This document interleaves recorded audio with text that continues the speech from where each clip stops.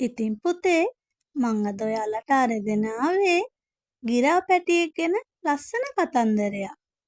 ඉතින් එකමත් එක කාලෙක ලස්සන වනාන්තරයක පේරගහක් තිබුණා. ඒ පේරගහේ ගිරා පවුලක් ජීවත් වුණා. මේ පවුලේ හිටියා අම්මයි තාත්තයි පැංචා කියලා හරි හුරතල් පැටියෙකුයි. එයාගේ පිහාටු කොළම කොළ පාටයි. බෙල්ලේ රතු මාලිකුත් තිබුණා.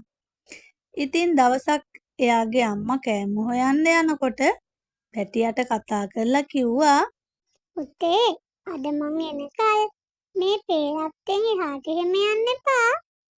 කැලේ අලුත් වැල් වර්ග හැදිලා තියෙනවා. ඒ වගේ පැටලුනොත් ඔයාට පියාඹන්න බැරි වෙයි. හාම්මේ. එහෙම කියලා ගිරා පැටියත් කිව්වා.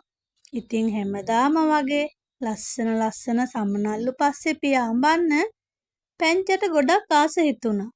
එක පාරටම ලස්සන නිල් පාට සමනලේ පැංචා ගාවින් පියාඹගෙන ගියා.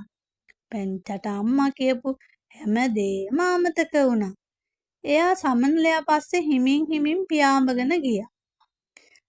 ඉතින් මේ ගිරා පැටියා දන්නේම නැතුව එයා ගියේ කැලේ තියෙන අඳුරු පැත්තකට. එතන ගොඩක් අමුතු වැල් වර්ග තිබුණා.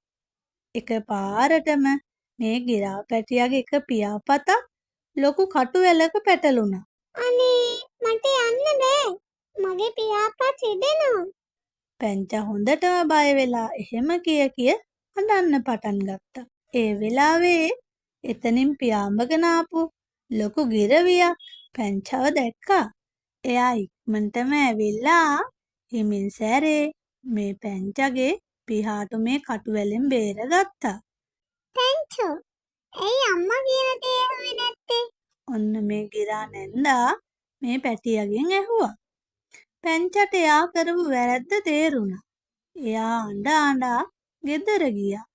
අම්මා ආවම පැංචා දුවලා ගිහින් අම්මව බදාගෙන කිව්වා අම්මේ මට සමා වෙන්න. මං අය කවදාවත් අම්මා කියන දේ අහන්න නැතුව ඉන්නේ නෑ.